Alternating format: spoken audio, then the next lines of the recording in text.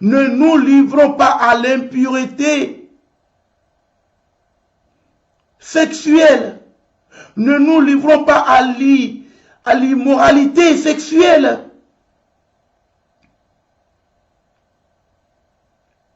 Des femmes qui, lorsque leurs maris sont en voyage, ont des amants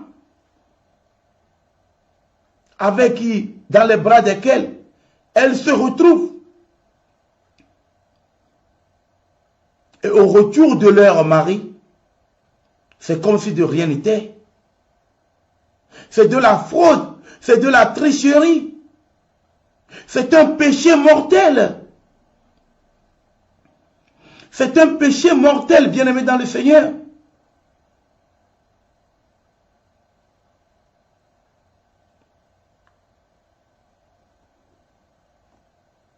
Quand nous prenons le cas de David, le roi David, qui a convoité la femme d'Uri, le Hétite,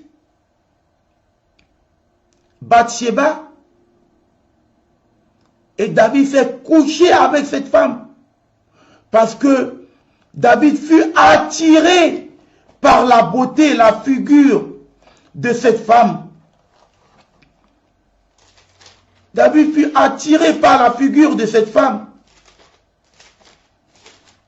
David fut séduit par la beauté de Bathsheba, la femme d'Uri.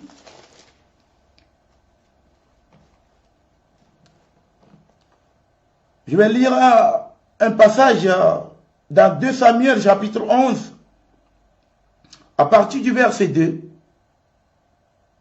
Un soir, David se leva de sa couche et comme il se promenait sur le toit de la maison royale, il aperçut de là une femme qui se baignait et qui était très belle de figure. Oui, David se promenait sur le toit de sa maison. Et que s'est-il passé? Il aperçut une femme qui se baignait et qui était très belle de figure. David fut séduit par la beauté de Bathsheba, la femme d'Uri. Et cela a troublé David. David a demandé, le verset 4, et David envoya des gens pour la chercher. Elle vint vers lui et il coucha avec elle. Après s'être purifiée de sa souillure, elle retourna dans sa maison. Le verset 5, cette femme devint enceinte et elle fit dire à David, je suis enceinte. Bien-aimé dans le Seigneur, David a envoyé chercher la femme d'autrui, la femme d'Uri le Hétite. Et David s'est permis de se coucher avec cette femme parce qu'il a convoité cette femme. David fut séduit par la belle figure, la beauté de cette femme. Et David ne pouvait pas se retenir. Ainsi, David s'est souillé avec la femme d'Uri, Bathsheba. David s'est souillé avec la femme d'autrui. David a commis de la débauche, de l'impudicité. Il a commis de l'adultère aux yeux de Dieu. Comme si cela ne suffisait pas,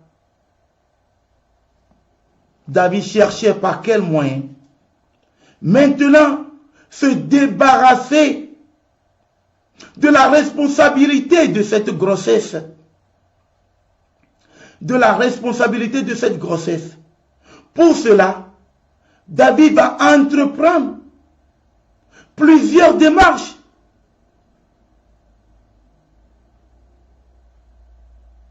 Il a tout fait pour que Uri le Hétite rentre chez lui pour qu'il se couche avec sa femme afin qu'il soit l'auteur de la grossesse abominable, de la grossesse d'adultère, de la grossesse impudique de David avec la femme d'autrui. Et David a voulu passer par tout moyen pour se décharger de cette responsabilité, afin que Uri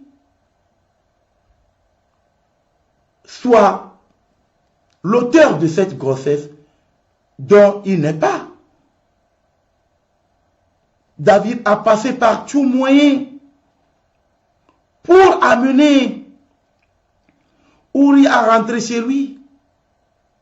Par fini, David l'a même enivré, l'a rendu ivre, juste pour qu'il rentre chez lui.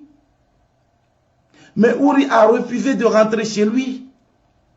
Par finir, les pensées de David sont parties sur le meurtre. Le meurtre de Uri. Il a demandé alors qu'on l'envoie devant en bataille, là où la bataille est sanglante, afin que Uri puisse être tué. Et cela fut fait. Cela fut fait. Bien-aimé dans le Seigneur, à cause de l'adultère de David, l'adultère, l'impudicité, la débauche qu'il a commis avec la femme d'Uri, cela l'a poussé au meurtre. Cela l'a poussé à devenir meurtrier. C'est ainsi que beaucoup commettent de l'adultère avec les femmes d'autrui. De même, beaucoup de femmes commettent d'adultère avec les hommes d'autrui.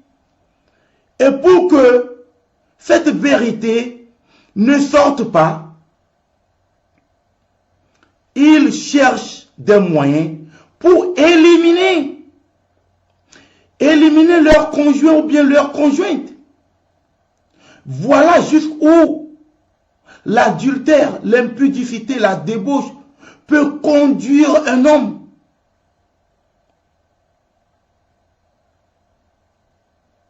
Comme dans le cas de David. Comme David a passé par tout moyen pour éliminer Uri. C'est ainsi qu'aujourd'hui, beaucoup de femmes étant mariées à des hommes riches, qui sont souvent beaucoup en voyage, et ayant des amants, sachant que la vérité finira par sortir, elles passent par tout moyen pour éliminer leur mari.